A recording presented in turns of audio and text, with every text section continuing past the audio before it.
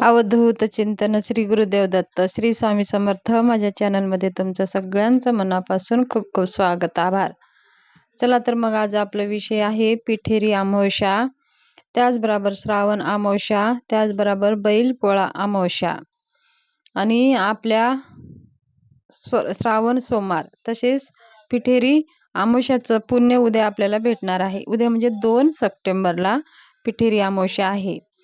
पिठेरी अमावस्याला सेवा उपाय कसे करावे, त्याचबरोबर आपल्या मुलांसाठी, आपल्या घरांसाठी, आपला व्यवसाय असेल तर व्यवसायांसाठी काही उपाय करायचे आहेत, ते कसे करावे ते सगळं सविस्तर मी सांगणार आहे। व्हिडिओ स्किप करू नका, पूर्ण पहा। नवीन आला असाल तर एकदा चॅनलला सबस्क्राईब करा आणि बेल आयकॉनचं बटन दाबून लाईक जरूर करा।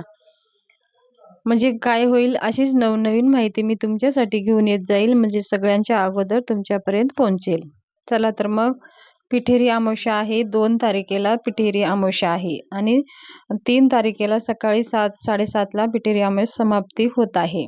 मग आपल्याला पूर्ण दिवस श्रावण सोमवारी म्हणजे श्रावण अमावस्या हे सोमवारी पूर्ण दिवस असल्यामुळे आपल्याला सोमवारचा पण उपवास धरायचा आहे।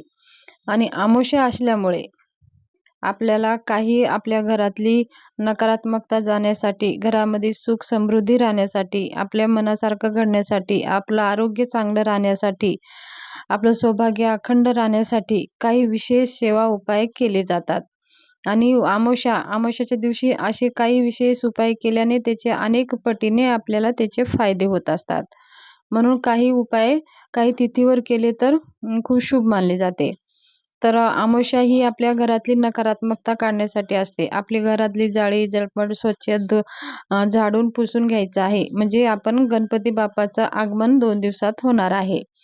त्याचबरोबर आपल्याला जर आपले मुलं असतील, छोटे छोटे मुलं असतील बघा, आपले मुलं खूप हुशार असतात किंवा खूप देखणी असतात, अशा मुलांना काही असं बाहेर समाजामध्ये फिरतात, वावरतात, मग अशा कारणाने कोणी जरी आपल्या मुलाला दृष्ट लावून देतं, काही नजर लागून जाते, मग आपले मुलं सारखे चिडचिड करत असतात। मग आपले मुलं एखादी अभ्यासात हुशार असले तरीही मुलं आपले चिडचिड करायला लागतात, मग जे नजर दोष झालेला असतो। अशा वेळेस त्यांची नजरबाधा काढण्यासाठी या अमावस्या हा दिवस अति उत्तम आहे। आपल्या मुलांची नजर काढण्यासाठी, मुलांची कुणाची दृष्टी लागू नये, आपल्या मुलांच्या वाईट शक्तीपासून संरक्षण होण्यासाठी काही विशेष सेवा उपाय करायचे असतात। तर आपले छोटे मुलं असो किंवा मोठे मुलं असो, कोणतेही मुलं असो, हे उपाय आपल्याला आवर्जून करायचा आहे। तर आपल्याला काय करायचं आहे, मुलं छोटे असो किंवा मोठे असो, मुलांचं पाठ दक्षिणेकडे होईल आणि त्यांचं तोंड उत्तरेकडे होईल असं मुलांना उभा करायचं आहे। आणि आपलं तोंड दक्षिणेकडे होईल असं मुलाला उभा करायचं आहे। एक नारळ घ्यायचा आहे, ते नारळ घेऊन आपल्या मनामध्ये मंत्र जप करत राहायचं आहे। ओम चैतन्य गोरक्षाय नमः, ओम चैतन्य गोरक्षाय नमः या मंत्राचा जप करत राहायचा आहे। आणि ते नारळ आपल्या मुलावरून, डोक्यावरून तर पायावरून असे 7 वेळेस फिरवायचं आहे, उतरून घ्यायचं आहे। मग ते नारळ सरळ घेऊन जायचं आहे, जिथं रस्ता आहे, 3 रस्ता असे आहेत, एकत्र जोडलेले आहेत। किंवा आता तुम्ही जर खूप मध्ये राहत असाल, असं टाकायला जमत नसेल, तर तुम्ही एखाद्या कचरा कुंडीमध्ये ते टाकू शकता। त्याचबरोबर मग ते झाल्यावर आपल्याला खाली हात पाय तोंड स्वच्छ धुवून घ्यायचं आहे, त्याच्यानंतर आपल्या घरामध्ये प्रवेश करायचा आहे। हे उपाय जर मुलं खूप चिडचिड करत असतील तर अमावस्याला तुम्ही हे उपाय करू शकता। आणि हे शनिवारी सुद्धा हे उपाय तुम्ही करू शकता, म्हणजे असे केल्याने मुलांची नजर दोष करणी-बाधा म्हणजे वाईट शक्तीपासून मुलांचं संरक्षण होईल। तसेच अमावस्या असल्यामुळे आपल्या घराला सुद्धा बघा, आपलं घर खूप सुंदर असलं तर कुणाची नजर दोष लागून जाते, म्हणून आपल्या घराला कुणाची नजर लागू नये म्हणून थोडंसं दही आणि भात घ्यायचं आहे आणि ते नवीन असं शिजवायचं आहे। जर आपण खाण्यासाठी शिजवलेलं आहे ते घ्यायचं नाही, आपल्याला थोडंसं मुठभर तांदूळ शिजवायचं आहे, अर्ध कच्चा असलं तरी पण चालेल। एका पत्रावळीवर घ्यायचं आहे, त्याच्यावरती थोडीशी दही चमचभर घ्यायची आहे आणि आपल्या मुख्य दरवाजासमोर जायचं आहे आणि घरावरनं तो दही भात उतरून घ्यायचं आहे, ओवाळून घ्यायचं आहे. जसं आपण ओवाळून घेतो तशा प्रकारे ओवाळून घेऊन ते पक्ष्यांना खायला ठेवून द्यायचं आहे. बाहेर असं तुम्ही गच्चीवर ठेवू शकता किंवा एखादी रस्त्यावर असं ठेवू शकता, म्हणजे तिथं प्रत्येक पक्षी येऊन ते खाऊन घेईल. अशा प्रकारे आपल्या घराच्या प्रत्येक वाईट शक्तीपासून, वाईट नजरदोषापासून आपलं संरक्षण होते. आपली गाडी असेल तरीही पण आपल्याला हेच उपाय करायचा आहे. जर आपला व्यवसाय असेल तरी आपल्याला तेच उपाय करायचा आहे. तुम्ही जर गाडीला दही-भाताचा उतारा करता येत नसेल तर एखादी नारळाचा उतारा आपल्याला करायचा आहे. नारळ सोलून घ्यायचा आहे आणि त्याच्यावरती त्रिशूळ असं शेंदूर घ्यायचा आहे. शेंदूरनं त्रिशूळ काढायचं आहे. ह्या जे मी सेवा सांगत आहे ह्या सगळ्या सेवा दिंडोरी परिणित केंद्रामध्ये दिल्या जातात आणि त्याच्यावरती आपल्याला आपला व्यवसाय असेल किंवा आपली गाडी असेल तर आपल्याला 7 वेळेस 11 वेळेस ओवाळून घ्यायचं आहे आणि ते ओवाळून फक्त ते फोडून फेकून द्यायचं असतं. ते ओवाळून फेकून दिलेलं नारळ कधी खायचं नसतं, ते फेकून द्यायचं असते. मग आपल्या घरावरनं पण एखादे नारळ असं घेऊ शकता, ओवाळून फोडून फेकून देऊ शकता.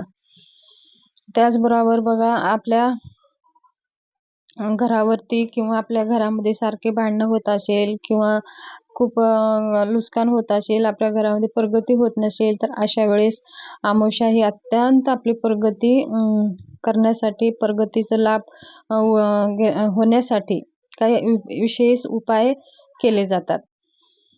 ह्या दिवशी आपल्याला दुर्गा सप्तशतीचं पाठ करायला अति शुभ मानलं जातं. म्हणजे आपल्याला कोणत्याही समस्या जर असेल तर दुर्गा सप्तशतीचं पाठ अमावास्येच्या दिवशी केल्याने आपल्या सगळ्या काही समस्या नाहीशा होतात. तसेच आपल्या मुख्य जो दरवाजा असतो ह्या दिवशी मुख्य दरवाजाला हळदीचं लेपन केलं जातं. म्हणजे ह्या हळदीचं लेपन केल्याने लक्ष्मी माता येण्याचा जो द्वार असतो तो मुख्य द्वार असतो. तिथूनच लक्ष्मी माता घरात प्रवेश करत असते. म्हणून आपल्या मुख्य दरवाजाला हळदीचं लेपन करून पंचोपचार पूजा करून घ्यायची आहे. बघा, असे केल्याने काही लगेच आपल्या घरामध्ये धन येणार का? पण नाही. पण आपल्या घरामध्ये सुकून तर राहणार. बाहेरची जी वाईट शक्ती, वाईट बाधा आहे ते घरात येणार नाही. बघा, धन येण्यापेक्षा जास्त महत्त्वाचं असं असतं की सुकून घरामध्ये राहणं, घरामध्ये सुख शांती राहणं हे सगळ्यापेक्षा जास्त महत्त्वाचं असतं. धन काही बघा, धन आपण कुणाकडे जास्त असतं, कुणाकडे कमी असतं, पण असतं. असं कोणताही मनुष्य नाही की त्यांच्याकडे धन नाही, पण धन असतंच. तर अशा वेळेस आपल्याला सुख असलं तर त्या धनापेक्षा किती पटीनं आपण सुखी राहतो.